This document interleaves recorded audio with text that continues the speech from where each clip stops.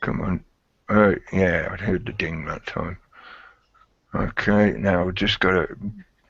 For those of you watching right from the beginning, yeah, sorry, I'm just waiting for the YouTube page to catch up so I can mute the YouTube stream. Because of the way this new player works, you can't see the controls until the stream actually starts playing. Oh, there we go. Mine's kicked in. Mine hasn't yet. Mine's going slower. Come on, give more sunflower seeds to those hamsters. Get them running. Click refresh, Cookie. And I'll I have twice. No, it's got it right. Hooray! A few minutes after the hour and a few seconds to sort out getting that to not be feeding back. Why is it not showing me the chat room? The chat room was there a second ago and now it's not. Oh, come on. I've got the chat room, but I've not got the how many viewers button. I'm guessing that all of this kind of clunkiness is because of all the recent changes, but no, it's disappeared the chat room from me now, so apologies. I'll keep checking it periodically and hopefully I will be able to see it again. So apologies if you're in the chat room. I can't see what you're doing at the moment, so play nice. Hello everyone. Yeah, this is going to be the almost reality chat again because Peter is still nursing his broken shoulder. So I'm hosting it here on my channel and calling it almost reality chat because that works well, I think, as a title and as an indicator of generally what we often talk about. Just to fill you in on that, I'm going to have a bit of a rambling rant for 5-10 minutes, probably 20 minutes now maybe. I'll try not to go too long, but just to cover some points that I felt I needed to say from the beginning before we move off into general talking about everything else. Yeah, Peter's still away ill. He's waiting on a surgery. I think he's going in for surgery tomorrow to fix his shoulder because he's actually cracked the ball joint. So he needs some surgery to get it fixed up. So send him best wishes. Send him positive energy. And in that respect as well, send him positive energy to Roberto, that some of you might know as Five Dinners. He's recently come back from his exploration of the great Satan. Let's put it that way. He went to look at the giant beast of consumerism, but he's back again now, and he's also been into court recently because of all the crap he's been going through, waiting to get his stuff back from the judicial system. So best wishes to you as well, mate. But yeah, when you get your computer back off them, you might not want to actually plug it in and connect it up. Yeah, I'd keep it separate from the internet to start with and turn it on and see whether it starts blinking at you. Take it to the pawn shop. Yeah, I'd scrub the hard drive and just sell it, basically, get rid of it. But or give it to a good security expert so we can see what the new Stuxnet looks like. Yeah, look, point out where all the back doors are and everything. Yeah, that'd be useful. But in a way, that does sort of link me into the other thing I wanted to say. I'm going to do a quick little screen share with a image. Hang on, where is it? That one. Why are you not showing me that image on the screen share? I'm not doing well with this technology stuff this evening. Okay, sometimes see if you've like minimised it, you need to open, you know what I mean? You need to have the window open so it shows up on your share screen thingy. I know sometimes I minimise it into the bottom tray and it doesn't show up. Yeah, that works, mate. Thank you. Yeah. It is just a little bit of silliness, but as is a truism, truth is often best conveyed with comedy. Trolls be hating how I feel sad for them. Yeah, I'm using somewhat childish language in that, but it was deliberately to try and get across the point that wrong image, wrong window. Oh click the right one in a second. Bloody hell, I'm just not getting it right today. And that was that image back to front there. Oh, never mind. Get on with it. We can see it perfectly, Cookie. But using a bit of childish humour to point out how it is so childish. All this kind of trolling stuff that goes on and this petty bickering backwards and forwards and trying to create drama out of situations. It's just, you know, there's no need. And recent video uploads about people saying crazy things on YouTube primarily, but you know, there's other video services out there, folks. But putting up videos where they are threatening to do this, that, and the other. Please take this, take these blinkers off your viewpoint. If you think that's the craziest person on the internet, or if you think, you know, that's the worst you'll hear on YouTube, or you really haven't mooched around YouTube, have you? There is some seriously crazy stuff out there. And as far as I'm concerned, if somebody's shouting, "Fuck you, I'm going to kill you, I'm going to kill you," it's smack talk. That's all it is smack talk. You know, it's the same as somebody shouting at you in a pub. It's all gob, until they actually raise a fist your direction. Let them shout, I don't care. You know, they can shout all they like. They can call me whatever names they like. I don't care. I'm sure some of them will see that as an opportunity. But again, whatever. If you want to expend and waste all your time and energy and creativity on doing something like that, I feel sad for you. And that's why, that little image, I feel sad for you that you're wasting your life doing that kind of stuff.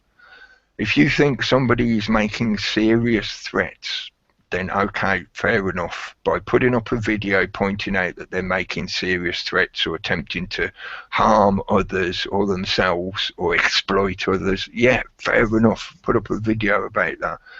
But you don't need to use it as some kind of method to create drama.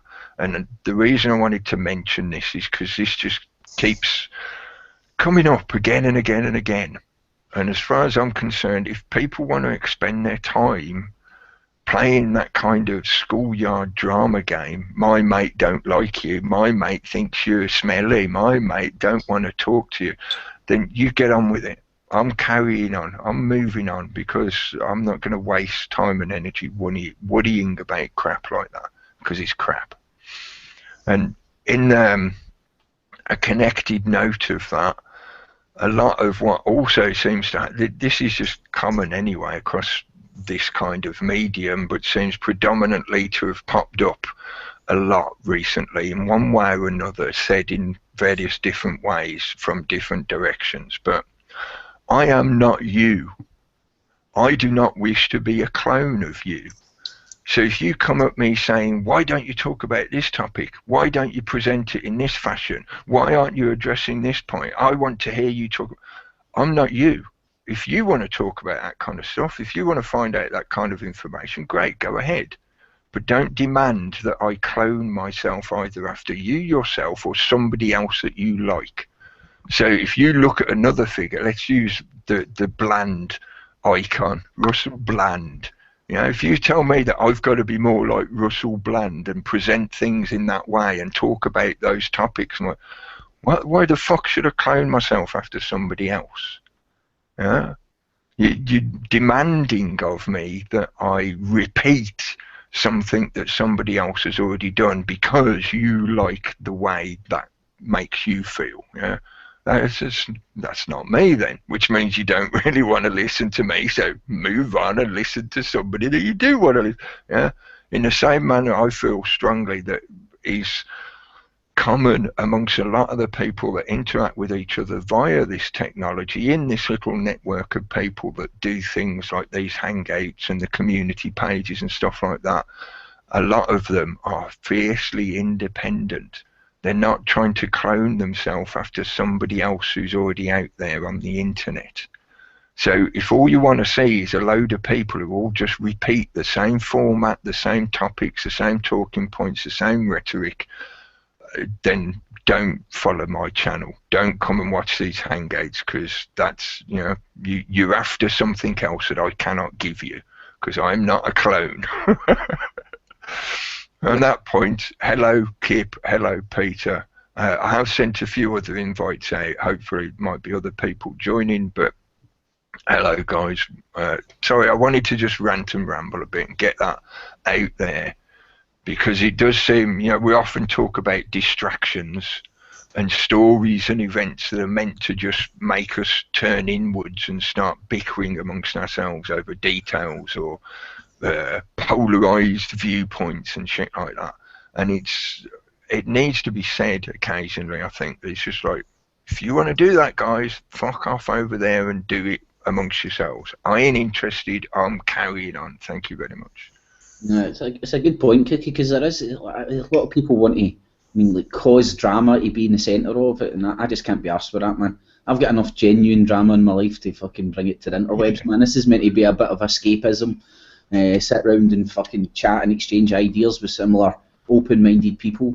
Not a bitch fest, not a popularity contest, and not to get involved in my daddy says that your daddy bullcrap. So on that point, I've been considering, and my consideration is getting up to about 80 or 90% decided in favour of, I'm going to disable the likes and dislikes on all my videos and stuff like that.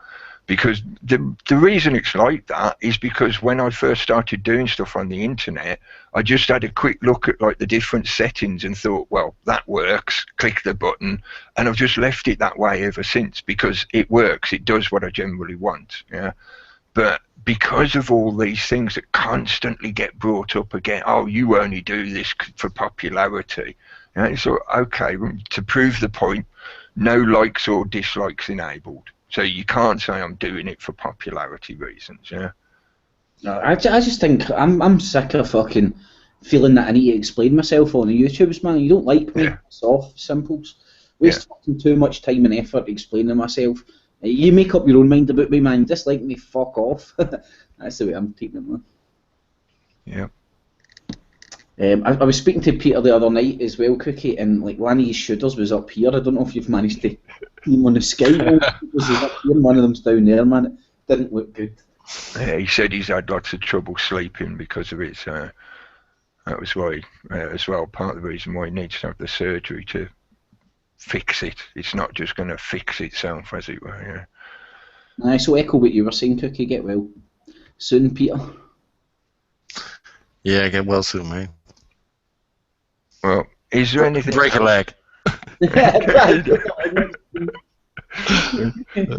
there anything else in particular that you want to talk about, like recent news events or whatever? I know there's been a lot, but you know, if there's anything in particular you want to bring up from the beginning, go for it. Because I haven't got any. I've seen tons of crazy stuff about Syria, man. It looks like, I mean, Turkey's been dragged in. If you look, there was a terrorist bombing inside Turkey. Now they've been dragged into the north, the no buffer zone, and they're bombing the Kurds and ISIS. And like, I don't know, man. It's so obvious, man. The West armed the Kurds to make them strong enough to be such a problem for Turkey that Turkey would then have to come in on board on ISIS, which would then the West would then give them carte blanche to start bombing the Kurds back into fucking the Stone Age. And Putin's fucking paratrooper military advisor came out and said that they're ready to paratroop troops into Syria if needs be, under the pretext of Russia going into Syria to fight ISIS. So it definitely seems that Syria's been put back in on the top burner, and things are happening in and around there. I've seen it. Well, fuck. Putin was quoted as where's this quote? He was quoted as saying to the Turkish ambassador in Russia, tell Erdogan, your dictator president, he can go to hell along with his ISIS terrorists. Now, apparently that's a quote came out of the Moscow Times and whatnot, and if it is actually Putin saying those words, he's sort of making it publicly known that Turkey has an open relationship with ISIS. But so I would say watch Syria, man. I think things in Syria are going to get a wee bit worse in the next coming weeks. I think some of it, I feel, is because they haven't had enough opposition in the government structures, because as now has been proven, factually proven, because they've admitted it in one way or another, they've been happily doing things over there anyway without either, this is talking from the UK's point of view, without parliamentary agreement, and for the USA point of view, without their Senate agreement and whatever. They've been going along doing bombing raids, sending in special forces to do this, that, and so in other words, they already are at war with them, and now we've got to the point where there's not enough outcry, there's not enough public opposition, and there's certainly not enough political opposition in the structure. They're just getting on with it. It's as if the dictatorship has been normalised to such a degree, like the little clip of the spokesperson for the White House, I can't remember the name of the guy they've been using this time, saying basically, there's no need to have any more legal ratification of what we're doing. In other words, we're just doing it. Yeah, and that's the kind of shit that you hear spouted by fascist dictatorships when they start a war. Yeah, oh well, we feel that we're right, so we're just going to get on with it. Forget what the people say. We don't care. But Cookie, is spot on, man. I mean, as you're saying, the UK had a vote in Parliament, and they said no. Next thing we know, we're bombing Syria. The US Congress said no to war in Syria. Next thing you know, Obama's coming out and saying, right, well, we're not bombing Assad, we're not at war with Syria, we're bombing ISIS inside Syria. And then it was 2 days ago he came out and openly said, right, we will bomb Assad if he's actually fighting our trained rebels and stuff. So, I mean, the veil is off. They are literally just marching into this dictatorship because they haven't got the support of the people. And they're just, so they can't ask the people because they know they won't get the decision they want. So it's just full gung-ho into the dictatorship, man.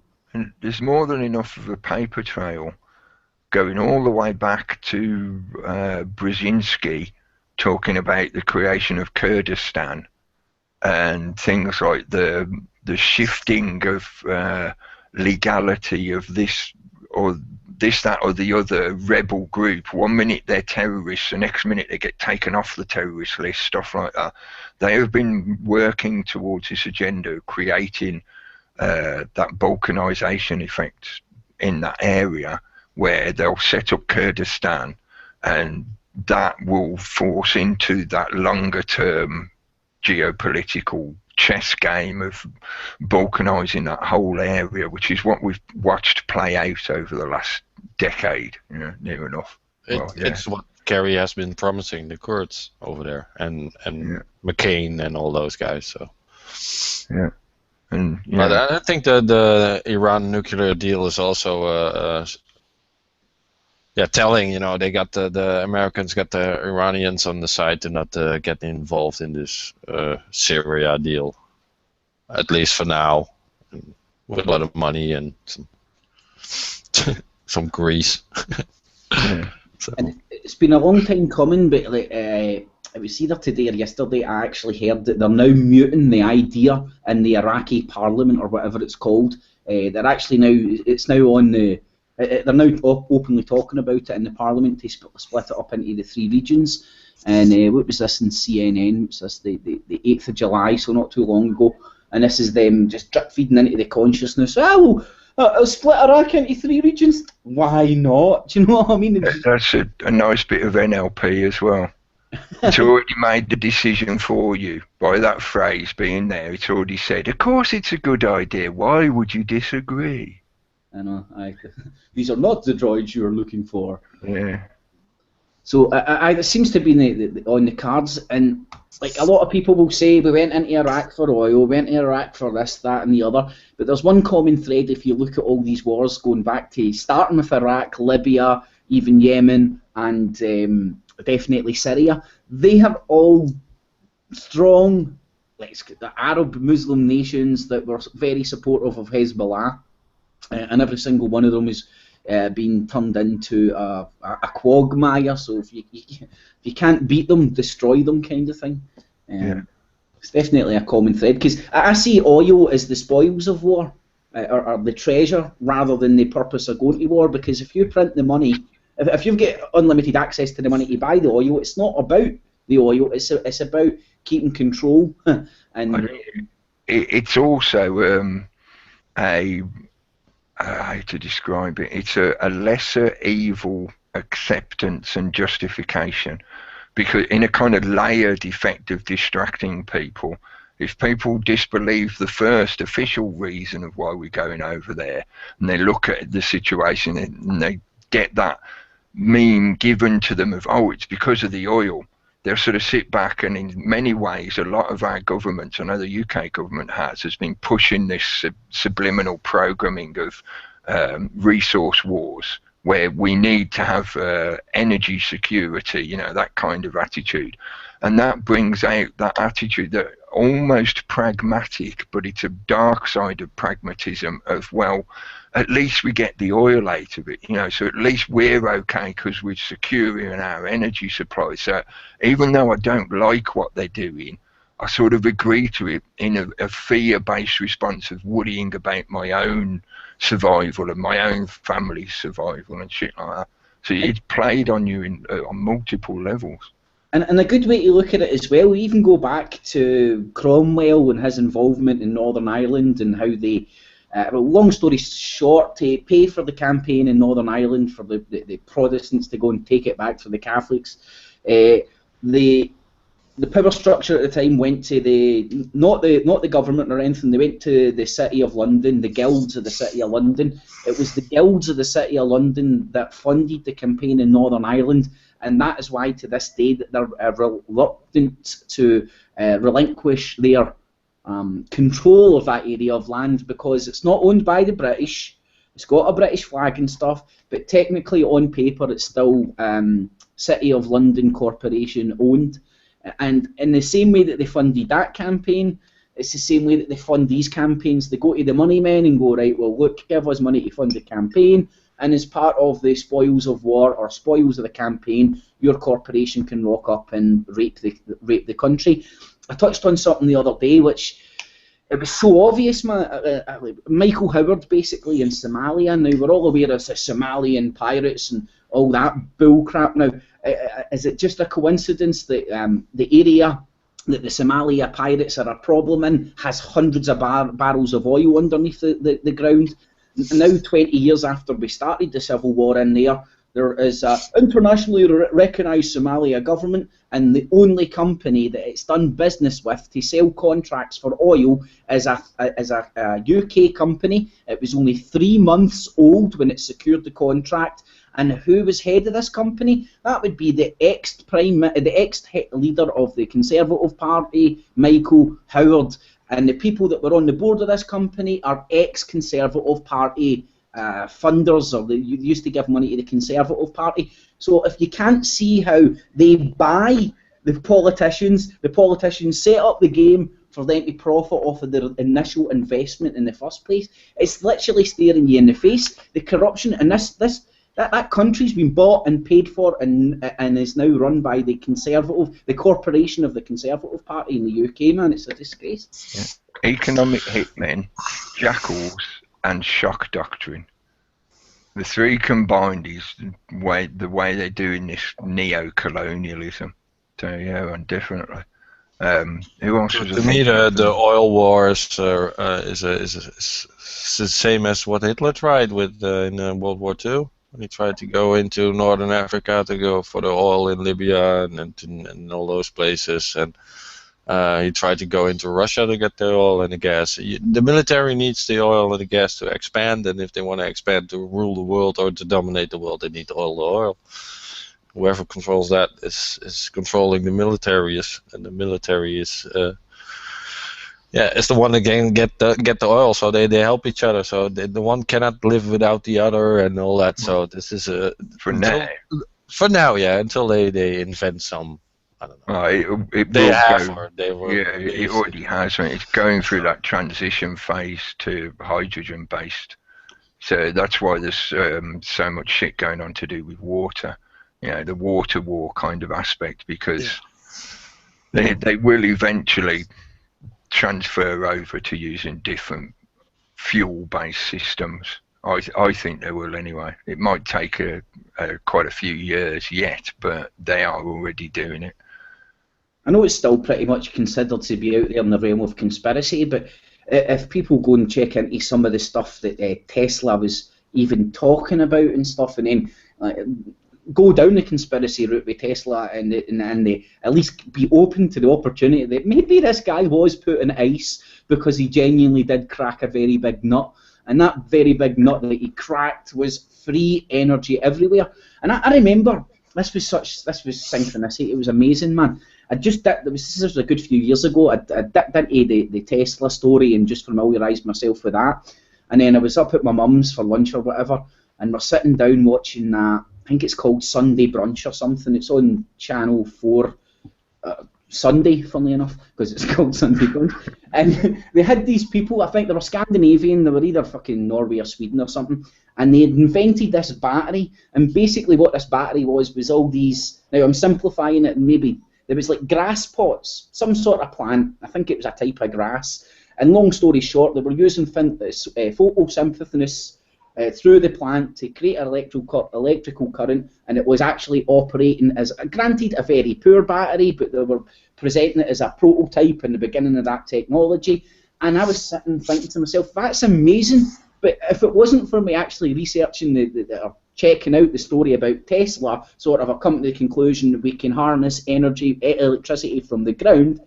And it fitted in perfectly, so it shows you that even now the greatest minds are still tinkering with what it appears to on the surface shit that Tesla had nailed down and was close to mastering and stuff.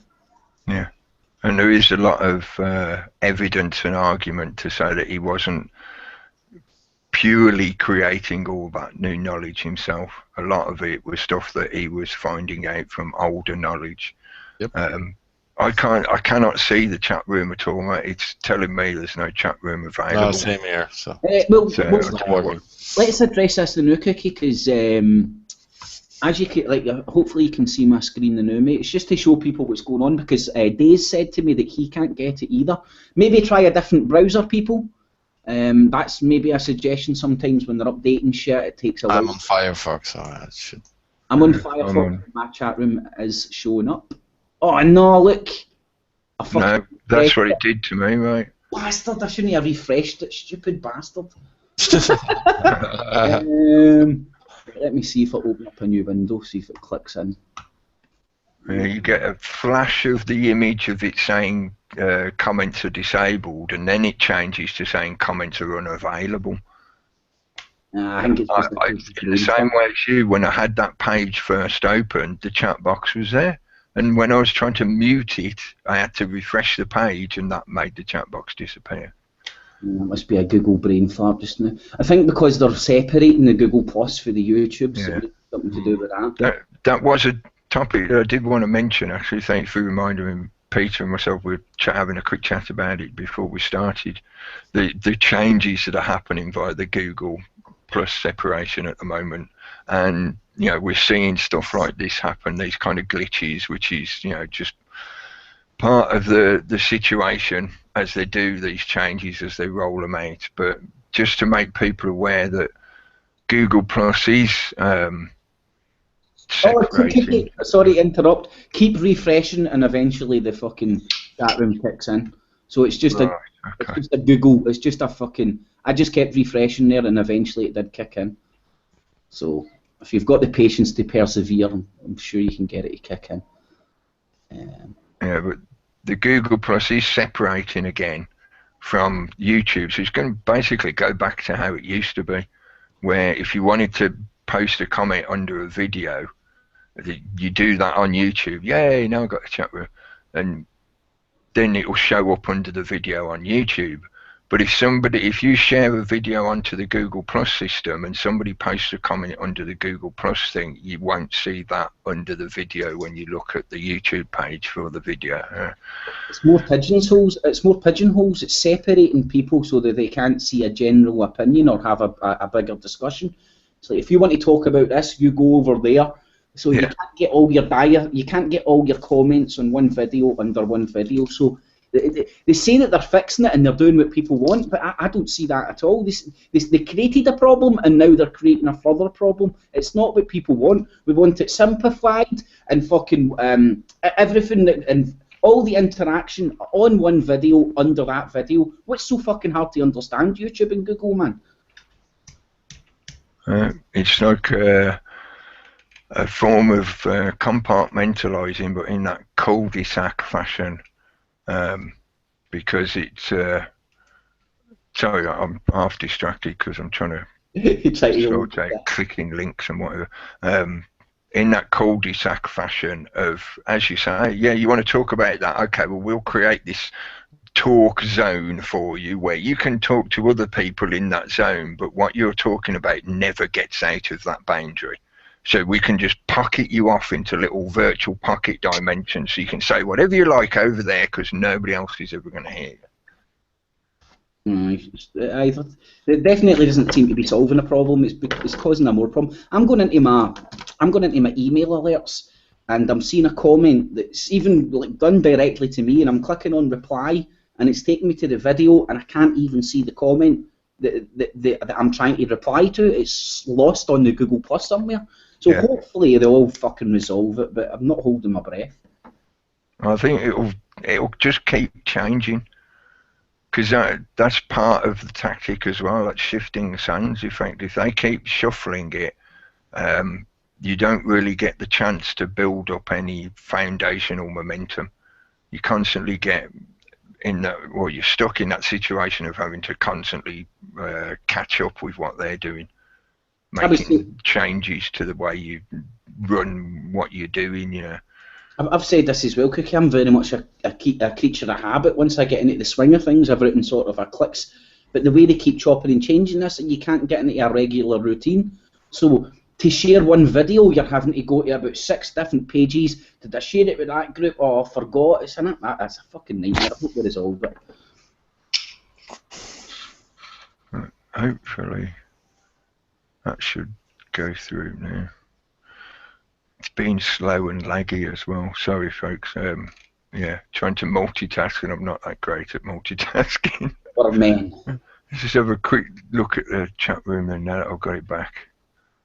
Yes, yeah, that is the way it was when I first posted the comment. Hooray! Hello, Rebecca. Hello, Lost Horizon. I'll send link through in a sec. Crypto Chaos, Coleman. Safety Man, hello, laughing and joking, yeah, mate, like we always do. Serious Joy, Made in UK, James, hello. Society, I just sent you the link, right? Scrolling down as quick as I can without losing track so that I don't miss anyone. Bright 77, hello, mate, and have I missed anyone? Ridiculous, it's Days, and Lopsum, Tat Throw, and Stevie B, hi mate, all the way down to the bottom, yeah, and Peter, hello.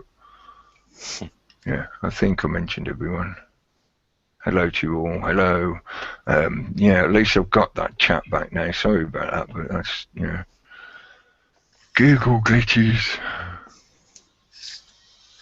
I wanted to pick a bone with Peter, because it's your country's to blame, Peter. It's the Netherlands' fault that we've got fucking newsrooms all over the world talking about sexist air conditioning. Did you catch it on the No Agenda show, Peter? No, man. They were talking about it, I think it was maybe like a week and a half ago.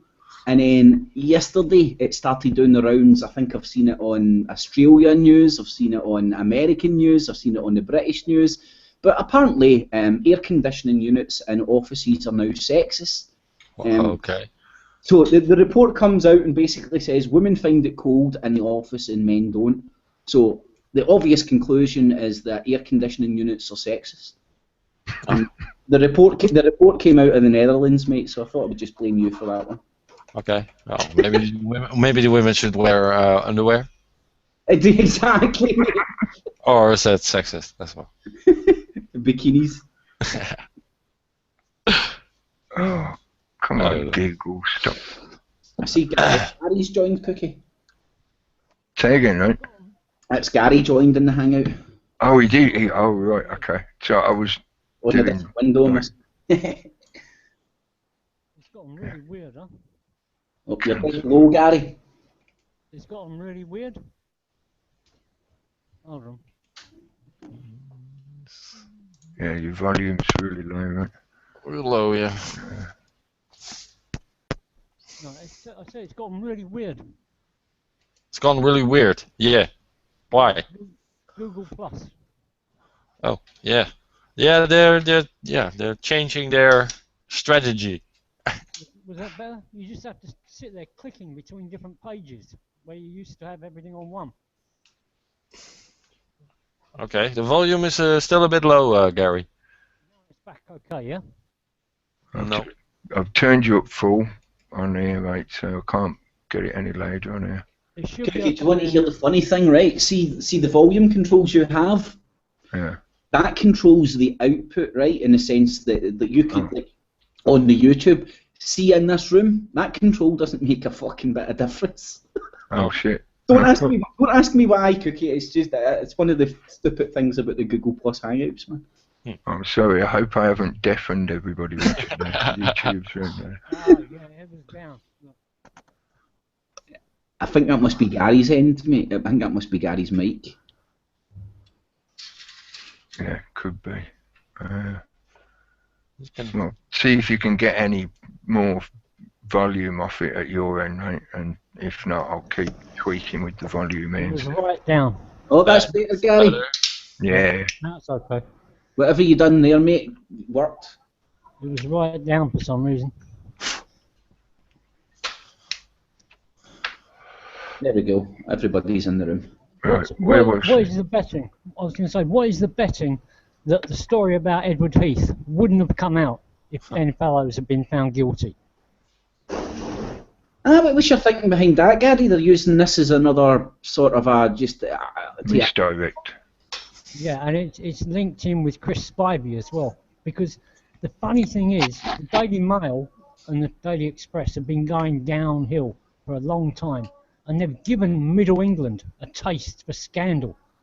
So now they know if they see Ben Fellows on telly, all they've got to do is go to Google, YouTube, tap in Ben Fellows, and they'll get all the dirt. So they've had to start closing people like Chris Spivey down.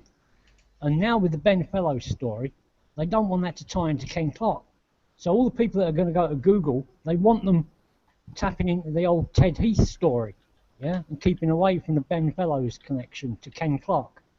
So yeah, I think it's a misdirection. Gary, did you hear that Ken Clark's now under investigation for a second sexual abuse thing?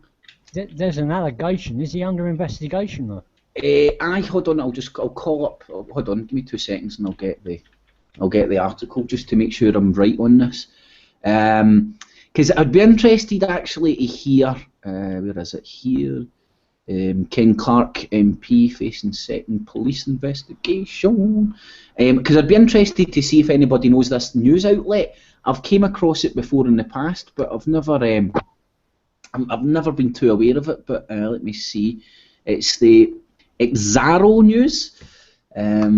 But they were reporting on the gagging orders that had been put on in and around this case. So this is them reporting Ken Clark, police investigate, so it is a police investigation according to this article, second claim of indecent assault. Exaro wins battle to lift order for reporting ban on separate probe into former minister.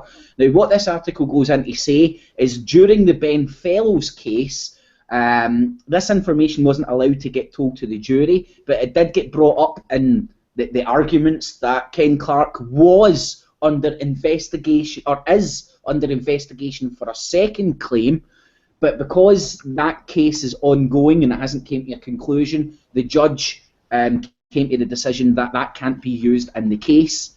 But it shows that there is more than just this one wee fantasist, Ben Fellows, and I'm saying that in the mainstream media because I don't think the guy's a fantasist. It doesn't appear to be that he's a fantasist. I mean, even the court couldn't charge him with that bull crap. But aye, this was the 1st of August, so 4 days ago. So what you're saying there, Gary, about them using this as like bullcrap to keep the Benfello stuff off, I agree with you, mate. Because it seems like they are just holding out all these dead corpses to sort of appease the public, and it's as if to say, look, we're doing something about this. Look, we're actually doing something about it. When in reality, all they're doing is holding dead people's bodies out in front of us. Traipsing corpses up and down as if that's going to appease people's appetite. And then yesterday on the news as well, they were talking about Heath, and all they were showing you was these black and white fucking photographs, if the guy was for the fucking 19th century or something. I mean, give me a break. That was scandalous, the way they were showing those black and white photographs. If people can't understand that, that's them trying to get inside your nut. Historic claims, look how old this photograph is. The way they were talking about him as well, mate. Didn't get the chance to mention it last night when we ended up rambling, because I was rambling off on talking about other stuff like I do. But the actual the things they said and the way it was said, you know, they were talking about how he had the picture of the woman next to his bed that didn't marry him. That gives you that impression of unrequited love, which means you're left with the impression he is a loving person, but he was in love with one person only, and he was rejected, so you should feel sorry for him. You know, all that kind of connotation with just a few simple words in a sentence, you know. And they did very much try to present him as, he was a bit of a private person. So in other words, we won't find any evidence, you know, folks. You know, don't think there'll be evidence because he was a private person. You know, all this kind of stuff was most definitely to frame the public thinking, or to push the public thinking in one direction. And definitely using black and white photos, that was just fucking laughable, that was. Kooky, I've got a brilliant thing to show us here. I've not even finished watching this, right? And it is from UK Columns, so if I can be aware of where the information's coming from. But this reminded me, of the context of Jimmy Savile, Now Then. Jimmy Savile's a wizard or something, cracking fucking YouTube clip, man, and it opens your eyes to a lot of things. But they go into here to talk about, I think it's what you were talking about, Gary, I think it's the Telegraph or something here. And this is the Jedi mind tricks that they play, and it's the Telegraph, right? So the first one is unsubstantiated wild allegations on the internet, including that he was blackmailed. They're talking about blackmailed by foreign countries. Police investigations. Don't read too much into this. All historical allegations forensically examined. At least one fantasist. Other claims hearsay. Publicly can elicit genuine and false allegations. Difficult job to separate. So they're saying publicity, like if you get publicity, you're going to get people coming forward and talking shite, but you're also going to get the real abuse claims coming out. Just because Heath is being investigated does not mean he is guilty or will stand up, or it will stand up in court. Well, of course he won't stand up in court. He's fucking dead. It is certainly far-fetched to suggest Edward Heath was abusing children in Downing Street or as PM because of the security detail. They then go on to point out that it's known fact by the ex-fucking mayor of London, Livingston, that he knew the MI5 were watching fucking paedophiles, beast wee boys, under the premise that they could catch some Sinn Féin and Northern Ireland politicians at the dirty and bribe them. So it isn't fucking too far-fetched. It's perfectly fucking reasonable. You think this fucking Sir Edward Dickhead was abusing children in Downing Street and as PM. So that's the nudge shit that they're trying to get in our side of nuts. Those police investigators better go out to the English Channel and start diving on the bottom of the ocean around Guernsey. Because apparently, yeah, that was what they was doing, man. They was taking kids on his boat, taking them out on the boat, and the kids weren't coming back. Yeah. Now, I mean, if you really do want to go dredging for them, I don't know how they'd get rid of them. Probably the fish ate them long ago. But it was Jimmy Savile who'd been out there as well, I think, transporting the kids. I'm only repeating what I've read on a blog, but that was his, that was his holiday, yeah, every year, off on his yacht. But yeah, I mean, we heard that girl from up north, didn't we? And she was saying where she was getting raped, and there were police officers standing guard, so that they wouldn't do the same for Edward Heath. I can't follow that. And just one other point on Exaro. Sorry, Cookie. The Exaro site is a lot of ex-policemen, and you can almost be sure there are undercovers on there. They are at the head of the gatekeepers, because one of the guys on there from the Exaro site was actually giving evidence against Ben Fellows. Yeah, he was saying he was there when the investigation took part and nothing happened. Can't remember the guy's name. He was a Guardian journalist at the time. So Exaro, yeah, they're right at the head of everything, but always look a bit further than them. Aye, cheers, Gary, because it wasn't. I came across them a couple of times, and it seemed like interesting information, but I was left scratching my head as of where they came from, what their real agenda is, man. And there's a provable track record, like you mentioned. You know, there is provable evidence that they do this kind of stuff. To then try and suggest that they didn't do it this time, you know, again, trying to play with the public's consciousness to make you forget. You know, these are not the pedos you were looking for. That kind of shit, man. See the Jimmy Savile now then, like if you analyse those words that he's saying, they're polar opposites. So he says it 3 times, and NLP logic would say it leaves your head in a state of confusion and more suggestible. Now think of this from the Telegraph. This is like NLP'd up as well. Police investigations. Oh, that sounds good. The police are investigating this. Don't read too much into this. Oh, the real shit, man. Are they investigating, or don't read too much into it? All historical allegations forensically examined. Oh, great, it's going to get examined. At least one fantasist and other claims hearsay. So that's the now then, the back and forth to confuse you. So you're left in a state of confusement rather than actually taking anything away from this, because it's complete Orwellian. Police investigation, don't read too much into it. Historical allegations, always forensically examined, but at least one of them is a fantasist and other hearsay. You can't make any head nor tail of that. It doesn't make sense because it's deliberate. It's they're playing with your nut. I don't know. A metaphorical way to describe it is, you've heard something about this. You go to the people that you think would be the responsible ones to deal with it, you know, to investigate it and prosecute it and whatever else, and they grab you by the shoulders, and in that, you know, child fashion, they spin you round on the spot, and then they just point you off in another direction, and you're like, what's going on here? You know, there's 4 different investigations going on supposedly.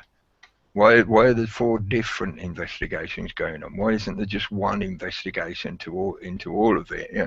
Again, so that you get spun off in other directions, and then they present you with stories like air conditioning makes you sexy.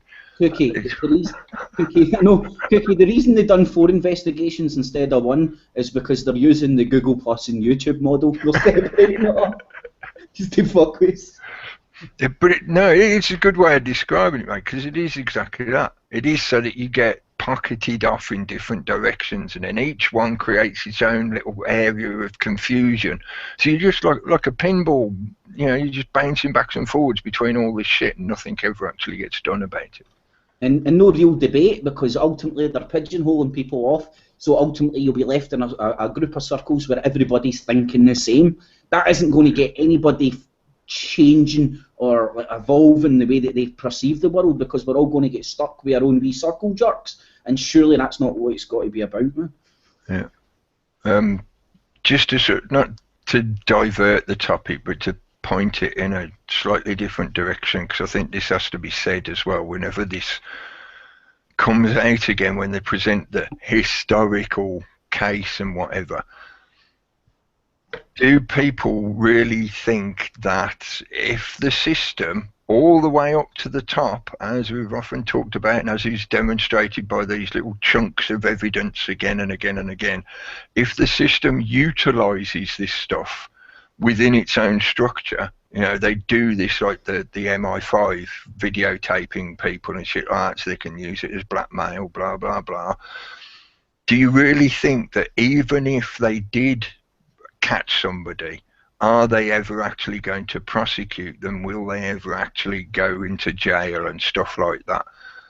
Again and again and again, when you look at these cases, you can see how, like in this example with Heath, it gets misdirected and diverted, and it's historical anyway. What you're going to do, you know, put a corpse in jail, or, you know, all this kind of shit. It's never going to get addressed by the system itself. They might give you a few scapegoats. They like giving you these historical dead characters because you can't put a corpse in jail, yeah. But they're never actually going to catch the current people in Parliament and drag them into court and prosecute them and jail them. It's never going to happen. And this is what, for me, over the long run, bothered me with the UK column stuff, the way they present it, because they always try to present it in this manner of, oh, well, the judicial system can deal with this if we just have honest people in the system. The system itself will not allow you to be honest. Mm-hmm. It will turn you to their side, like the dark power, like the dark force. It turns you to its own side. So no matter how hard you try to do good with it, shit will come out the other end. They are never going to capture and prosecute these people. Never. For honesty in a dishonest system, man. Yeah. I'm not trying to be negative or doom-mongering or be pessimistic or whatever. No, I think there are other ways to address this, and I'm not talking about taking it into your own hands, vigilante shit, but it's the system itself that needs to be addressed, not each of these individuals. They will get dealt with once you deal with the system that causes the problem in the first place. Also, I see like Ben Fellows released one name, and Melanie Shaw released 2 or 3. Every time a victim goes to the police, the first thing they say is, don't ever say any of the names out loud, or it will pervert the course of justice. Yeah? Now, I think what you need is you need a high-level person like Cliff Richard. You notice when the spotlight starts to get on him, he's surrounded by police. They might not actually go up to him, but they let him know they're there. What you need is a big celebrity to jump the country, you know, and spill the beans. Especially one who thinks maybe he's next for the chop. Yeah, this is what Max Clifford. I think maybe what happened with Max Clifford, he had a talk with somebody high up, like Ken Clark, and he maybe threatened them. Said, "I've got the films on all of you," and they said, "No, we're the system," and they put him in jail, you know, with heavy threats.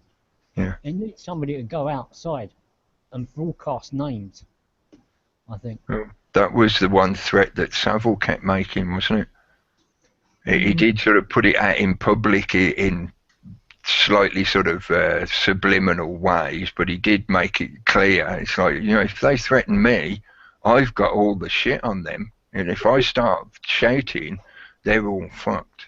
See a really good, well, it's really good, but it's creepy as fuck, right? Look for a BBC documentary called Louis Theroux and Jimmy Savile. It's disturbing. At the time, people knew he was a paedophile, but the allegations weren't accepted publicly at the time. And just go and watch this. Exactly what you're saying there, Cookie. The guy's sitting there fucking knowing that guy's safe until it is disgusting to watch. I remember he sat there in his crappy tracksuit looking like he had nothing on underneath, doing his usual big cigar thing and whatever. Yeah, now that people can see more about what was going on and you watch it again, it's like, oh man, it's horrible. But yeah, if you want to know about this kind of stuff, it is a good example. Because like when you look back at it in hindsight, in fact, I just came across an article, right? Louis Theroux, this was in July. In fact, was this recent? 17th of July it was this year. I missed this. And Louis Theroux came out and said, "I stopped Jimmy Savile abusing children for a year." Fuck, let's have a wee look at this, man. I've never came across this before, to be honest. This is the guy I was talking about, Louis Theroux. You'll go and be able to see his documentary on the BBC. It was brought to you by the BBC, so bear that in mind. You'll find it, it's there, Jimmy Savile video Daily Motion, so you will be able to find it. But Theroux said he studied records which show that during the year that the controversial show was filmed, no allegations had been made. So what he's saying is the year that he spent with them, this sounds like he's covering his own back. Yep. Sounds like he's coming out and going, well, of course I didn't know he was buggering little children when I was making the film about him. It sounds like he's coming out and covering his own back.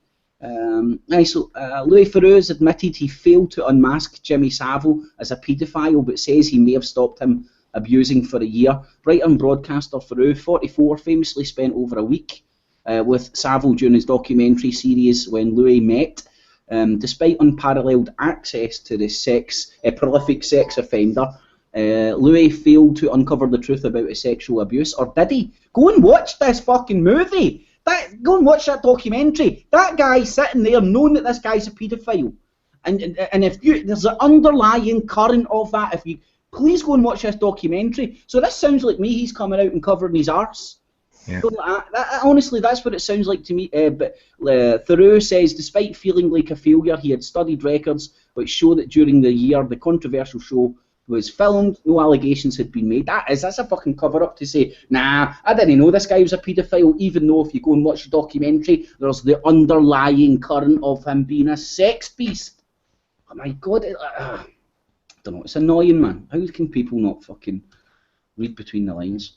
Has anybody seen Tony B's video of the woman called something Camilla Batman? Yeah? No, she was at the head of a child charity. Yeah, and she's just like wasted $3 million. But underneath the story, she's one of these people from Common Purpose who advocates a carer for every child.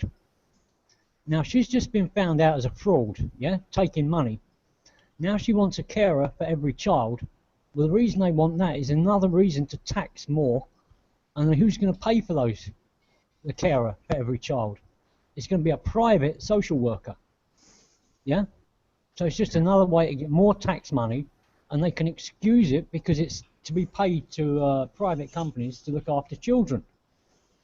But the woman who wants this to happen has just been caught defrauding. So that's a news story that can be put forward with an angle that, yeah, that a carer for every child is just another way of taking people's money. And Gary, see the woman you're talking about, the Batty Man or whatever her name is.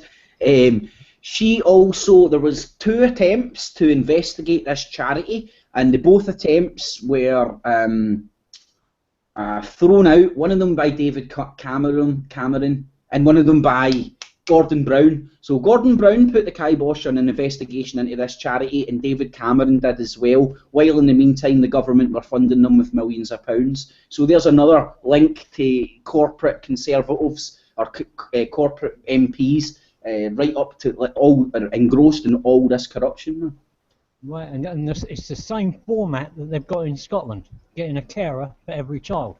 So, yep. You know, they've got a big argument against that now. It's just a money spinner, really, for somebody. It's like having an in-house operative for the child trafficking institutions as well. Mm. Somebody's already there in your family, as it were, who's linked into this entire structure so that they can, if they choose to, say, oh, you didn't do the washing up today, therefore you're an abusive parent, we're taking your child away, say goodbye. Yeah. And why is it that they seem to be able to find the money to set up this infrastructure, but there's not enough money to keep the NHS running? Again, a good example of how the corporatist system is becoming normalised and accepted. It's coming out of the shadows now. So all these services are not provided by your government via your tax money now. It's done via a third-party company. So we're now literally living in a world where you're under the assumption that you pay taxes to a government, not so that they can provide you with services, but so they can determine what corporation is best to provide you with these services. So nothing wrong with that. The only problem is when you're delivering public services and there's profit there before the people, there's profit before people, and how can you deliver a genuine service when it isn't about delivering a service, it's actually about the bottom dollar? It doesn't make sense. Well, not to us it doesn't. To them it makes very good business sense because they earn decent money out of it. I was going to mention the sinister angle of taking children, but you know that's an angle that the public really don't want to look at or believe. So yeah, just That's a why we waste have. of public money. That's why we have to keep mentioning it. Yeah, I'm fully aware and acceptant of the sort of negative aspects of talking about this subject, because it gets into the kind of like Peter-geddon stuff and whatever, which is a helping hand for them to justify why they need to have a social worker for every child, you know, to protect them from these prolific paedophiles that are everywhere. You know, they're under your bed. And it's like, no, they're all in Parliament. Yeah, your kid ain't got to worry about there being pedos under the bed, because we know where they are. They're in politics. You know? But yeah, I'm aware of that. But even allowing for that kind of bad publicity of it, we've got to keep talking about it so people don't get distracted and forget about it. You know, don't get misdirected like the way that Edward Heath story was presented to the public was meant to misdirect you. It's like, nah, people, please, you know, see the longer context of what's going on here. This is another spin. This is a spin story job that's going on here. Don't take your eye off the ball. I don't let them normalise paedophilia. Every time it comes up in topic, let's remind everybody of how fucking disgusting and disgraceful it is, and the fact that when you look into it, it does point right to the higher echelons of the control system, and it appears to be the mechanism in which they control the governments of the world. It is. I feel strongly. I know it is. Yeah, so there isn't much further that you can go beyond that point in terms of immoral actions and deeds and whatever. Yeah, there ain't much farther downwards that you can go from that point. Not until you start becoming a genocidal dictator, when you start slaughtering people en masse. But you know, for individual actions, it's one of the most immoral, unpleasant things you can ever do to another sentient being. So therefore, yeah, it works for the structure, unfortunately.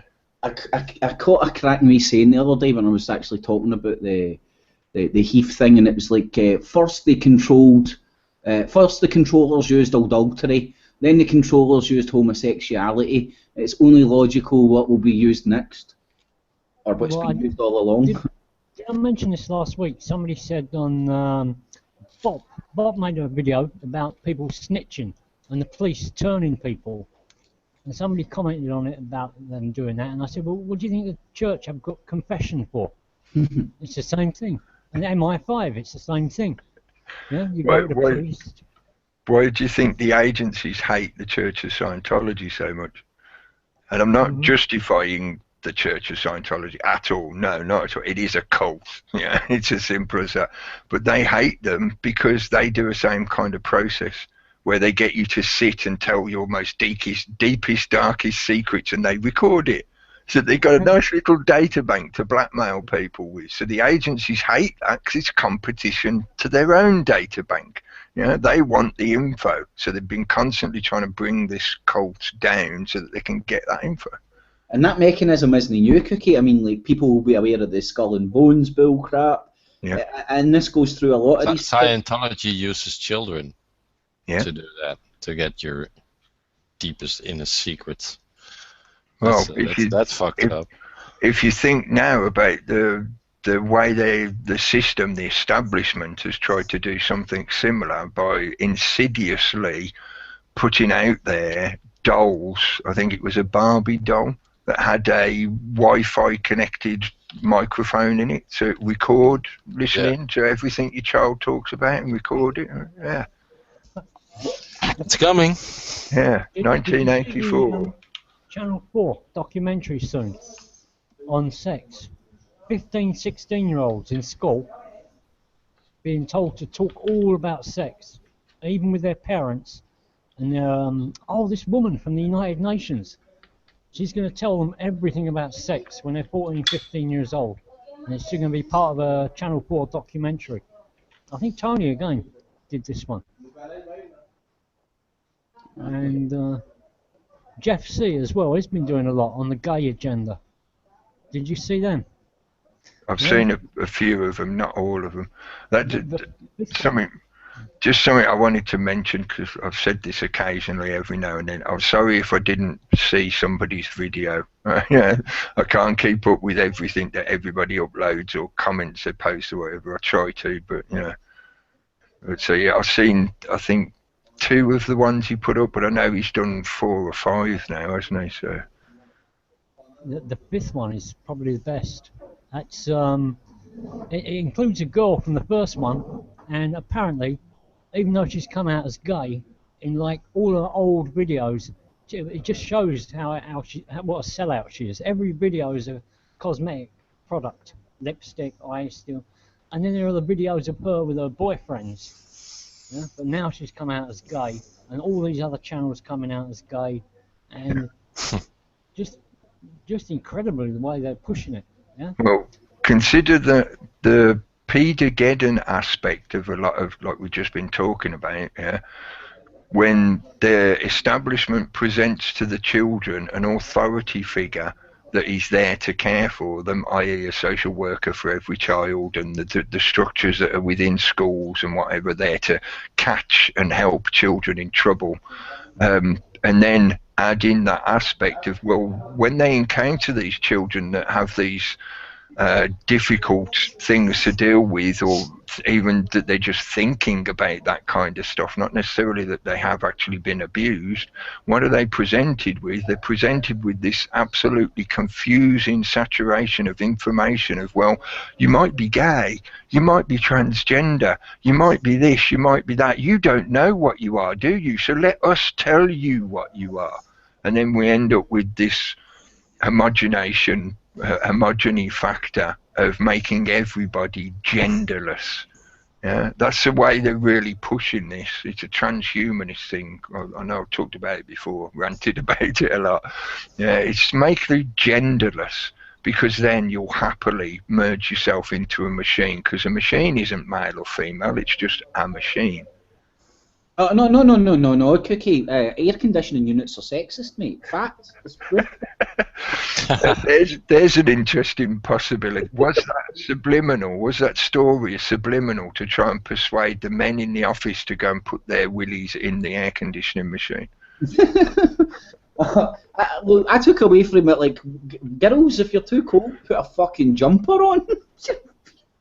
It's ridiculous, man.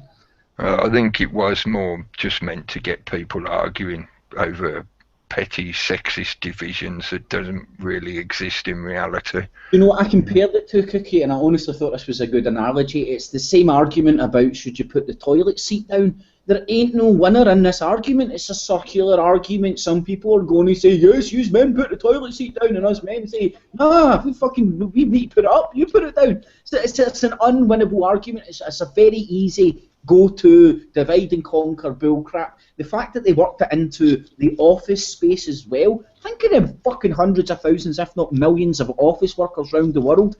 I've worked in an office. Anybody that's worked in an office is aware that this is a common problem. Men are usually sweating their bollocks off because of the shirt and tie shit. So they've played to the lowest common denominator, flung this out the mix because it plays on the heartstrings of a lot of people, male, female, office worker, sexism, oh brilliant. And it's just a pile of crap to get men and women debating each other, like, yous have it easier, no, yous have it easier. We all have it fucking equally as hard. We're all fucking in this shithole together, man. So next year they're going to discover that it's only the women who are wearing the blue and black dress that feel the cold. The ones that are wearing the white and gold dress, they won't feel the cold, yeah? They're building us up to it year by year. As well, it's. I was going to say subliminal again. I don't want to overuse that word this evening because a lot of this stuff is done on these kind of layers that are meant to affect people subconsciously, not necessarily consciously. Consciously, they get stuck into that sexism situation of, you know, is it a sexism argument and stuff like that, separation of the sexes, male and female, office environment, working, but all that kind of stuff, yeah. But on a more subconscious level, they're getting you to think about the people you work with as sex objects. Yeah. The implication was that if you turn the heating up, the women would be more likely to walk around in sexy outfits. Yeah, so all the men who watch that story go to work the next day, and one of the first things that's going to be on their mind is grading every woman in the office they work with. Yeah, shit, do I find her sick? Oh yeah, I do. Oh yeah. Lowering the level of your thinking back down to those lizard primary drives. Yeah? You may be stuck in an office that's like working in a factory, you know, like the mass call centres and all that, with all the little cubicles. But you never know; you might get lucky and get some sex out of it. So just think about the sex. Sexist men an excuse to be more sexist. Yeah. Easy to argue about. Yeah. Gives them an excuse. Well, you know, it surprised me at the time because I was not expecting the male-female thing to come out. But it's a divide and conquer. With the kids, they can push the gay agenda on them. But with kind of 20s, people in their 20s in the office, the only thing they can do is, you know, make them more aware of their sexuality. Those people aren't going to be fooled anymore. They've already made up their mind. So they have to reinforce what's already there. What they can change, they'll change. How would they? It's making me wonder, how would they play this kind of sexual divide and conquer if they were gender to make everybody metrosexual? You know, this homogenized, you are just everything sexual, you know. How are they then going to create the divide and conquer of getting the males to fight the female? I'm a bit sort of stumbling over what's going on with that, but maybe that, you know, that's demographic differences between my generation and the generations those kind of stories are directly targeted at. Well, the women can wear a suit and a tie and look like a man, and then they don't have a problem with the air conditioning. They can turn it up, so they don't have a problem with it. And you get a male society, a feminist society, you know. An interesting psychological experiment that I'd love to do in an office environment is get some appropriate prosthetics, i.e. prosthetic breasts and a prosthetic ball bag, and give them to each of the people working in the office of the opposite sex. So all the men get the prosthetic boobs to wear, and all the women get a prosthetic ball bag. Yeah, and just see how they interact as they do their daily job. You know, does it make a difference to the way they interact with each? I think all the men would just be round the water cooler honking each other's fake boob. You know, but. Well, that was on Jeff C's latest one. They've got this channel, BuzzFeed, where they've got guys wearing a bra for a week. And although a lot of the stuff on the channel was really gay, this video was from the angle of, you know, guys, just, you know, understand how women feel. And so these guys look really straight, and they're saying, wow, this is uncomfortable, you know. But then the next video is these guys all, you know, just all this gay stuff, yeah? BuzzFeed. But, yeah. Wow, bullshit. Yeah, it is. BuzzFeed is, yeah. It's like Vice News, basically, as far as I'm concerned. It feeds right into these sort of supported YouTube channels, which get loads and loads of support. They're always up on the side. Yeah, and heavily networked, commercialised channels. Yeah, I mean, every time I've heard somebody talk about, I mean, these people advertise to various channels and say, come and join our community, and, you know, we'll get you more views and all this, but everybody I've heard has had bad experience of them. Yeah? Yeah, because YouTube also isn't having that. Because it's creating false, I don't know, image or a view count and all that stuff. And they have to pay out. So, and they don't like that. They're slamming down on that. That's why you get a lot of those videos where they say, oh, YouTube censorship and that kind of stuff, because, you know, they're cracking down on that. Network selling and exploiting people online. Yeah, Twitter is doing it as well, where you could buy clicks or views or whatever, you know. Or you can hire trolls to attack people. Or that. A lot of those partnerships like bring you on board and will take an extra percentage of your fucking earnings and shit like that and promote your stuff. But I don't know if they work or not. I'm just too suspicious. It sounds too good to be true, so usually is. It's where where a lot of channels they sneak in their advertising on YouTube channels, where they're trying to sell their seeds or whatever. YouTube is not having that. They want in on that. Then it's okay. If you get a back channel to have a workaround, you make double money. You make money off YouTube, and you make money off selling shit on YouTube and all that. And YouTube isn't having anything of that. Then they're gonna say, well, we're gonna shut down your channel. They're gonna start bitching, and then the channels start bitching. They want their slice of the pie. Yeah, it's so obvious to me. It's like with Dice, pulling his channel. It's because he's fucking constantly selling his book and promoting videos. Meanwhile, it's yeah, and making money off YouTube. So just say quick hello to people in the chat room again, because I see a few more names that weren't there earlier. Hello, Kendo, yeah, and Red Siren, and Lorraine, hello, and I think I saw Tony in there as well. Yeah. Have I missed anyone? I'm sorry if I have. Hello to everyone. If I haven't called out your name, given you a shout out, sorry. I'm trying to keep up with it now that it's actually showing me the chat room. But yeah, it's 21:21. There's another one of them synchronicities. Look at the clock and it says 21:21. Good timing. 83 watching, Cookie. Even better.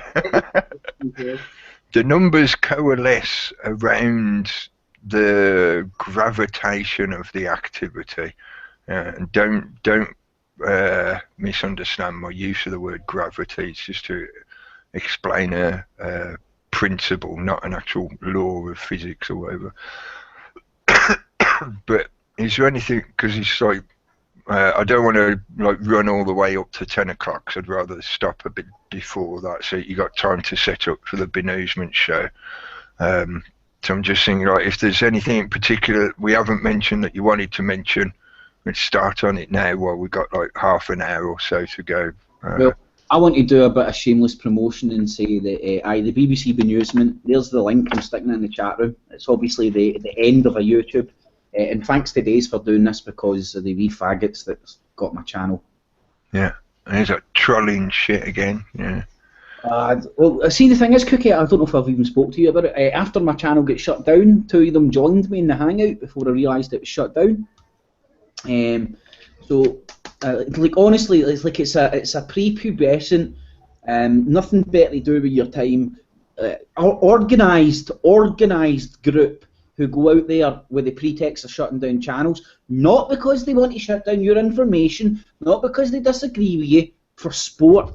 I mean, that is the mentality of these people, and I was speaking to them and I'm like seriously, if you get a life, and it was just like, take your glasses off, you look like a faggot. I mean, that's the mentality of these people, and I'm even scunnered that I'm talking about them. One of them turned up on Bopalot one night, and he managed to block 3 of them and get one of them on his own, and he was okay. I mean, the guy was okay, yeah? Once we kind of stopped him from just insulting everybody and everything, he actually had the same ideas as well. Bopalot asked him, what did he think of Greece? And he said, oh, they ought to get out of Europe. And we said, well, there you are, you've got the same ideas, some of them, just come in and talk. But they want to play games, yeah. But mate, what's really annoying me about them is they don't understand. They think they're doing this for like Chapter Runaway. I can understand young people doing retarded shit, right? But go and do it to retarded people. No people that are actually, you know what I mean? Because as you're saying, most of these idiots are on the same pages as they're too busy playing computer games and trolling right enough. But well, that's where I think they're not on the same page as us. Because they're still stuck in that paradigm of that way of thinking, of competition. To them it's a challenge. It's a challenge. Oh, somebody says, "Can you shut this channel down?" So it becomes a challenge for them, and they have to compete to prove themselves. Yeah, that's, to me, that's part of the paradigm. The problem of this paradigm is people being persuaded that you have to compete in these kind of ways to prove yourself. You know, it's a ridiculous way, and you build up a false ego sense of yourself, an ego self. Yeah, and that ego self becomes your personality, not who you really are. It's this fucking fake, molded, manipulated, mutant zombie thing that you think, you know, is you, and it's not. It's just the crap that's been molded by the system and the indoctrination. You need to get off that shit. You're not helping yourself in the long run, and you're not helping future generations. One of my favourite American Indian sayings, you know, the original people, I say original, a lot of people argue about it, but whatever. We do not inherit this earth from our ancestors, we borrow it from our children. Yeah? The ancestors are already gone, they're dead and buried. They're not the people that are affecting what's happening in this world now. You are. And what you do in this world now affects what the environment is going to be like for the future generations that come along. So do you really want to leave them a big pile of burning shit? I don't. No, that's what they'll lead you to believe if you disagree with any man in a white coat telling you what you think. Yeah. Or any troll who thinks that he's scored some kind of point by succeeding in dropping a porn bomb on your channel. So what have you achieved, mate? All you've done is, like, it's the equivalent of chopping your own foot off. Or chopping the feet of your children off you. You've been fucking idiotic. And it's like anything else. They're playing a game that doesn't exist yet. Yeah, I mean, there's this hangout. You jump to another hangout, do this. Somebody's hangout's going to collapse. Open another one. You know, text to somebody. I can understand where they're coming from. The idea that they can be in this instantaneous connection everywhere, all the time, fucking about, and it doesn't matter. But yeah, I mean, it does matter to some people. Yeah, okay, but to them, it's they just want to make you look like a dick and then kind of record it and put it on their Facebook and have a laugh about you. Yeah, that's the kind of idea of fun. Yeah, but that's what those idiots, you know. That's what I'm getting at, mate. Where do they get that idea from? Well, and why is each other all the time? why is that idea pushed into them by this system, by the indoctrination establishment? I don't know. Maybe it's the new kind of ringing the doorbell and running away. You know, it is, man. Yeah, it is. Yeah. But for the internet age, I don't know what it is. You also get the bullying, the online bullying, you know, and that's more of a generation before us. That where that's happening a lot. 14 and 15-year-olds. A lot of them have got like little circles on their texting for their phone, and then somebody will probably give the number of the little circle of people, and you can go in on somebody else's text ring, you know, and they're used to going at this speed, I think, and they're encouraged to. Because it's constant. Yeah, well, the young kids like that stuff. They like filming themselves slapping other people. They like filming themselves doing stupid stuff and putting it online, and you know, that's part of it. I'm afraid, you know, it's shitty. Yeah. But it goes back. I was going to say, you're right, Peter. YouTube has to get a grip on that. They have to put something, a control in there where they cannot pull this kind of a shit to channels, you know, and that should be doable. But yeah, I don't know. Do a suggestion. When you say slapping somebody in the street, I mean, do you remember when there was a big argument about will computer games make people go out and shoot people? No, because there was a big divide between what happened on the computer and what happened in real life. And what I'm saying is the people who've got their phones on, they're texting, that's on the computer. That's not real life. But they're encouraging each other to go and do things in the real world. So they're breaking that barrier between the imaginary computer world, computer games, a stream of text, and going up and slapping somebody. Yeah? And they're kind of trying to. That's always existed, mate, in kind of like gang initiation and secret society initiation. It's just now they've got the technology that allows them to connect together quicker, and but they do most definitely have little group networks where somebody's name is posted, and basically that's like a flag to attack, and all the trolls on that network go and attack that one channel or address or web page or whatever.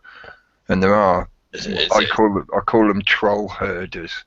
They're the kind of people who deliberately have networks of usually younger people who are impressionable and just want a bit of fun. So they don't give a shit about what they're doing and what harm they might cause. They're just having a bit of fun bitch slapping somebody online. And the troll herder uses those to attack actual targets with, and to me that's when it goes far beyond being just a bit of a fun and a laugh, and it's an example of how this shit is used to destabilize a lot of the good stuff that's happening out there. Yeah, it's similar to what's happening in those secret societies where they have stuff on each other, to blackmail each other or to be able to, it's that kind of a mentality that's going on a lot. You see that in student societies and all that. You see it a lot. Where the shaming and the more extreme shaming you can think of, the better it is almost. Before you get accepted into the student societies or whatever club or inner circle, you have to do stuff. You have to initiate, and a lot of this internet stuff is similar. If you get somebody to, I don't know, like they almost pulled with Control last week, get to write your name of our website on the front of your head, and he almost did it. That kid, yeah. Kudos to that kid, in a way, because he got him. And he was so stupid to fucking almost do it. Yeah. Well, if that ends up on fucking Facebook, I can imagine a lot of people laugh about that. Yeah. Look at him calling himself Control, being controlled by a fucking 14-year-old American kid, getting him to fucking promote a website for gamers or something. I don't know.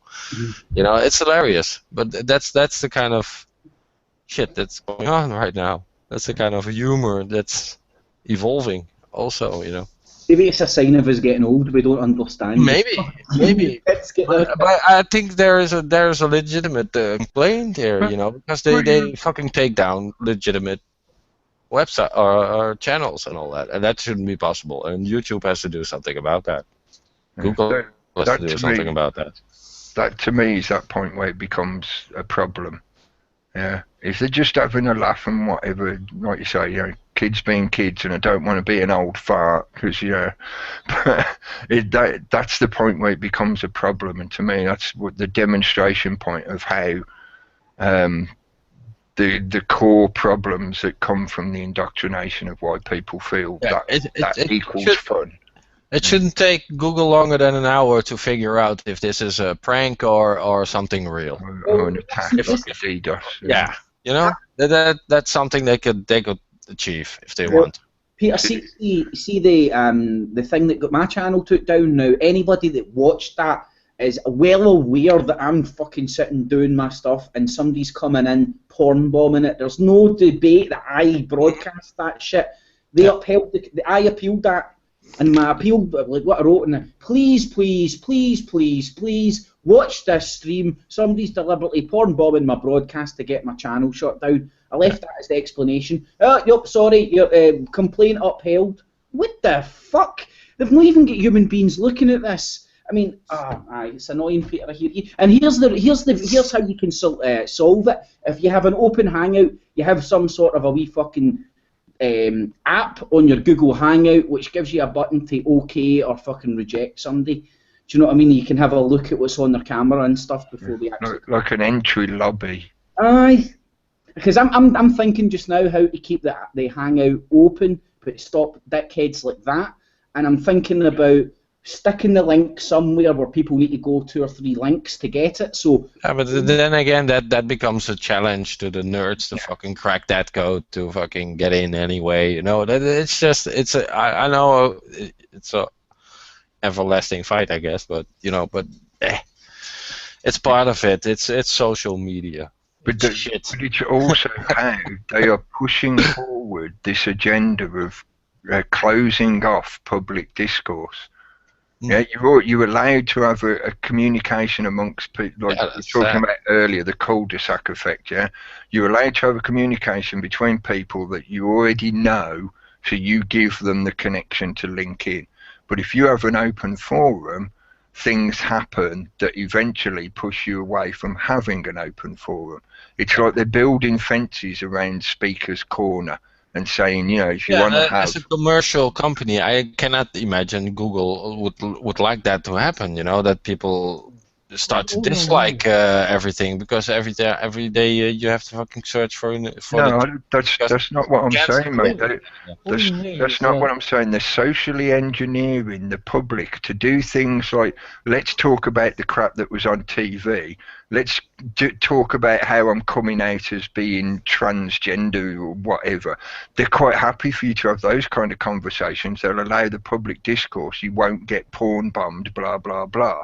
But if you start talking about topics like we've just been talking about, the paedophilia in politics, you're going to get attacked by these herds of trolls. Who's herding them? Do you see what I mean? This is how it's used to shut down certain topics and conversations because you're not supposed to be talking about that stuff. Sure, you got that. Of course, but there's also something that in different countries you have different rules, and YouTube being an open forum, it's kind of a, you know, Wild West. I think we fall under American rules in the end because it's an American firm. Yeah. I would bet those kids have done that to a lot of people. Yeah, a lot of other people. A lot of the gamer channels they've gone on there. Okay, but you have to look at what's possible under FCC rules and all those kind of rules on what's possible on YouTube and what's not possible, and a lot is possible, a lot is not possible on YouTube. Yeah. You cannot march a Nazi fucking do a Nazi march on fucking YouTube and get away with it for long, you know. I think Cookie was saying they won't have that. They've targeted this channel. But I think they go around all the channels doing that. But what all Google needs is like a 2-minute waiting room for a Hangout, yeah? Mm-hmm. So you can put somebody into a waiting room and at least go and look at their Google Plus, or their channel. An entrance lobby that only the host can see and interact with, that is not broadcast to the actual stream. Yeah. So like a picture-in-picture, a separate room in effect within a room, where any new entrant goes into there first, and they're only then allowed into the main room and the live stream when the host clicks them in. If they just did that, that would be enough for you to at least have some filter. You know, as you say, it would create another challenge, another hurdle for the trolls to play with, but it would at least give you a chance to not be insta-bombed and shut down. And you got a human interface doing the control instead of a bot, and because bots don't work, you know. The only way to get around that would be to create hundreds of back channels with, you know, legitimate looking videos. So you'd have to sit there for an hour watching loads and loads of truth movement videos just to create a channel that looks real. And these people don't have the attention span to do that kind of thing. Okay, but the crazy thing about YouTube is you can give a channel 1,000 likes and flag it 3 times and it's gone. Yeah. You know, so that's there's discrepancy there, a big one, where the positive feedback is not weighed in as heavily as the negative feedback. That is it's a good reference point as well, because I know we've ended up spending 10-15 minutes talking about trolls and that kind of shit, but that aspect of bullying because part of what trolls do and how they go about it is basically just bullying. You know, it's having a laugh by slapping the little kid kind of shit, you know, in the schoolyard.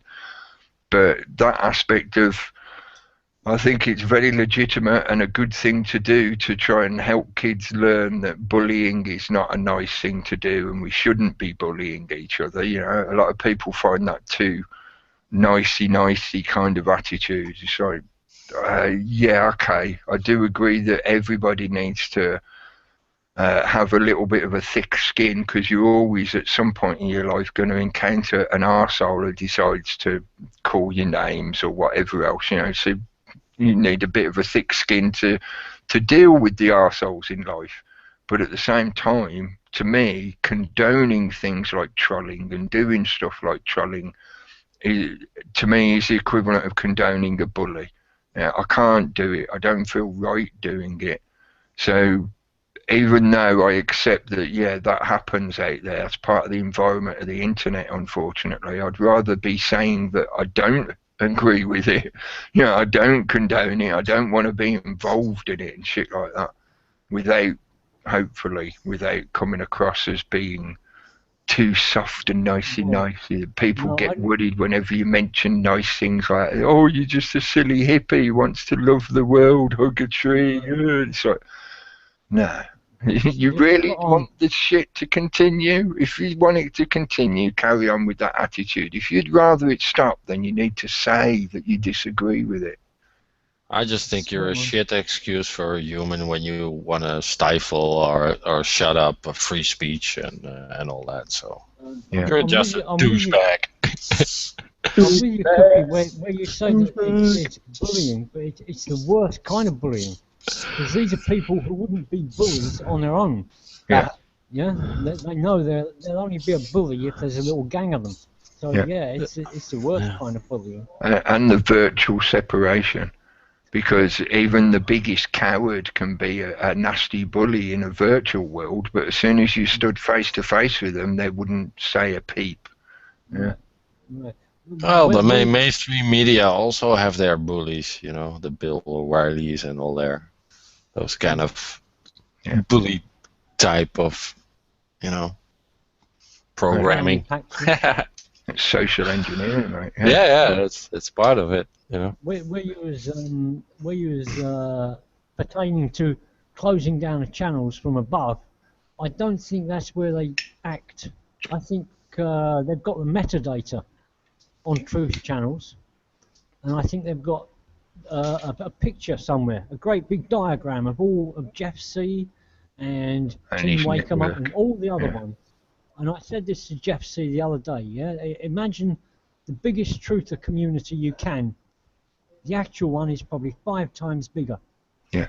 Because you occasionally get somebody who say, "Oh, Jeff C. You know, my subscription to you disappeared." That's what they're doing. They're working out rings of people, and they'll take out just Mr. Nobody who happens to be the network node. Yeah, network node. Even a small one, and they'll unsubscribe one side or the other, and try to separate people in a big way. So yeah, there is a huge truth movement. That's how they do it. That probably would be an interesting and useful project if somebody could do it. If they had the technological know-how to do it, to create that kind of network, 3-dimensional network map, to show you where the different clusters were. Because I agree with you, right? You know, they are attacking the bigger names that create the main sort of gravity wells in those clusters, yes. But the most effective way for them to keep us all divided is to just snip out where the little joins are. So you pocket people like we were talking about earlier. You know, you separate people off into little pockets and you make sure they don't reconnect. That's why I did get frustrated with all the stuff to do with leading the truth movement and whatever, because it's like, man, you're just one part of it. And you seem to be missing the bigger picture here, because even if you've got 100,000 people, that's only one little area of the cluster as a whole. You know, try and expand your thinking and think it's all interconnected in a massive amorphous mob. Yeah. We are the amorphous mob. But yes, right, it is it's a good point to think about. It's not always the bigger channels that need to be attacked by them in this way. Sometimes it's just the little ones, because you might be that network node that joins together two clusters, yeah, and makes both the clusters a bigger force. So the easiest thing for them to do is just snip out that one little connection. And see what you said earlier on, you hadn't caught everybody's video. Well, I don't. That's why I have a Google Plus.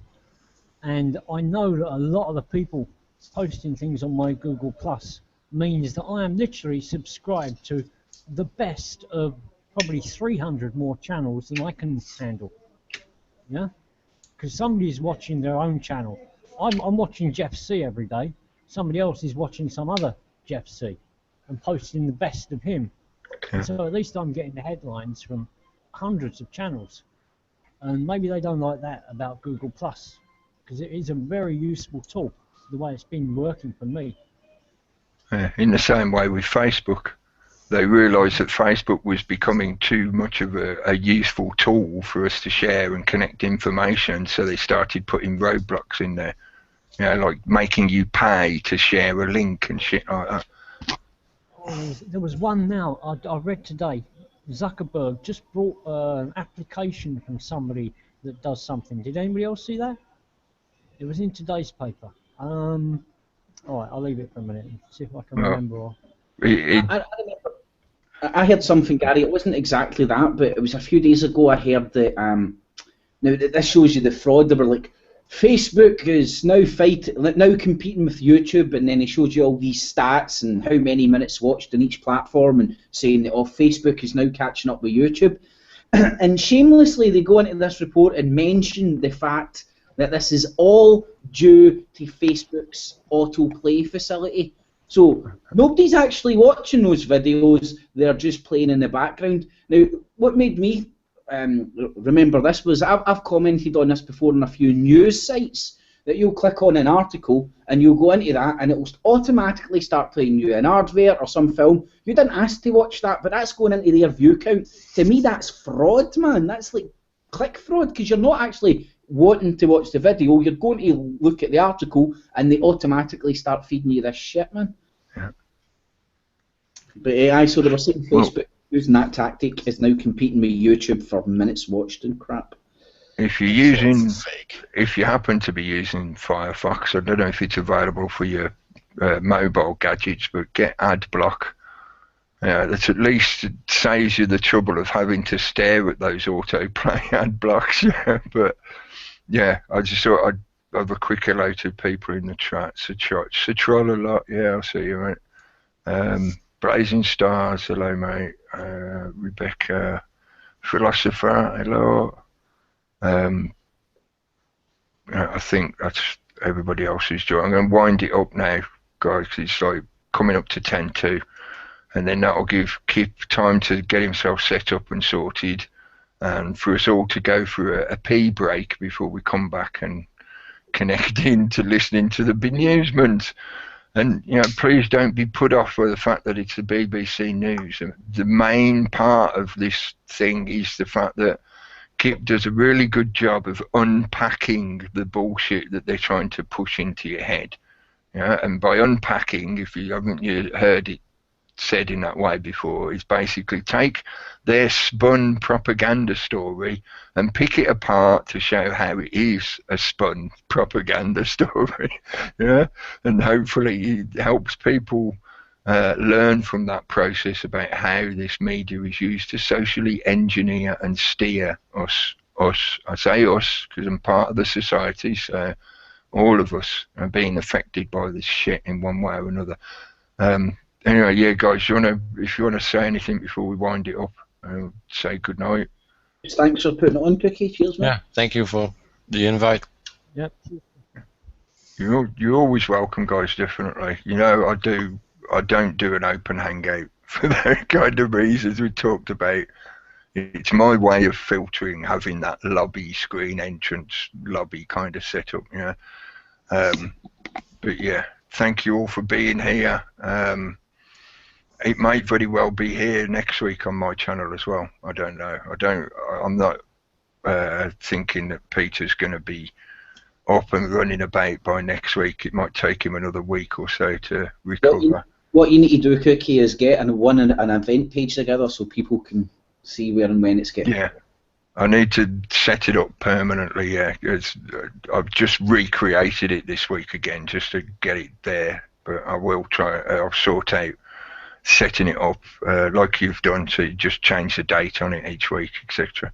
It's a simpler way, because see, recreating it and then having to go through the Google fucking bullcrap of having to invite people and stuff. So once you've got it set up and it's good to go, it's no point updating it. What I've noticed as well is the event pages I set up, mate, they were getting so popular that I don't know whether it's a Google problem or something like that, but on one of the event pages they've stopped us allowing to add comments and stuff, so I don't know if it's got too full or something like that. But yeah, probably. Yeah, you've overloaded the cache for that page. Similar to like they do with the chat, the live chat. Yeah, it will only have a certain amount of cache allocated to it, and as soon as you filled that up, it will get wiped and start again. So, right. Okay, guys, thank you. Thank you to everybody in the chat room. Thank you for being here and listening. And yeah, hello, Stephen, the Bagman's there as well. Just sort of look at the chat, say good night to everyone. Jay Thornton, hello. Hello, good night. Sorry, mate, you missed it. But thanks, folks. Thanks for listening. And we will rant at you again soon. Well, I certainly will. I'll see you over in Kip's channel. Watch your bemusement. Catchies.